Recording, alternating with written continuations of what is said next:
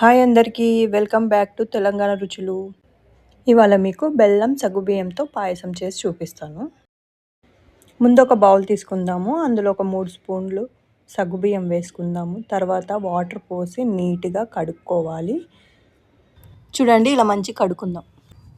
ఇలా కడుక్కున్నాం కదండి, మళ్ళీ వాటర్ పోసుకొని 1-2 అవర్స్ నానబెట్టుకోవాలి. ఇలా 2 అవర్స్ నానబెట్టుకున్న తర్వాత స్టవ్ ఆన్ చేసుకొని బాండి పెట్టుకొని అందులో 3 కప్పుల వాటర్ పోసుకోవాలి. ఆ నీళ్ళల్లో చిటికెడు ఉప్పు వేసుకోవాలండి టేస్ట్ కోసం. వాటర్ ఉడికాయి కదండి, అందులో నానబెట్టుకున్న సగ్గుబియ్యం వేసుకోవాలి. బాగా కలపాలండి. తర్వాత గోరువెచ్చగా పాలు వేడి చేసుకోవాలి.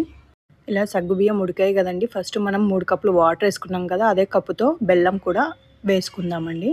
మంచిగా కలపాలి బెల్లం వేసుకున్న తర్వాత. ఇలా మంచిగా ఉడికాక ఇలాచి పౌడర్ వేసుకోవాలి.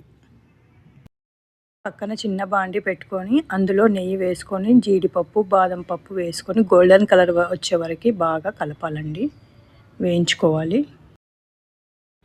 ఇలా మంచి గోల్డెన్ కలర్ వచ్చే వరకు వేయించుకోవాలి. ఇలా చల్లబడ్డాక అందులో పాలు పోసుకోవాలి. మంచిగా కలుపుకోవాలండి. పాలు పోసుకొని మనం వేయించుకున్నాం కదండి, ఆ డ్రై ఫ్రూట్స్ ఇందులో వేసేసి మంచిగా కలుపుకుందాము. చూడండి ఇలా కలుపుకున్నాం కదా, రెడీ అయిపోయిందండి బెల్లం సగ్గుబియ్యం పాయసం. టేస్ట్ అయితే చాలా బాగుంటుందండి. మీకు నచ్చినట్లయితే వీడియో లైక్ చేయండి, షేర్ చేయండి, కామెంట్ చేయండి, సబ్స్క్రైబ్ చేసుకోవడం మాత్రం మర్చిపోకండి. Thank you.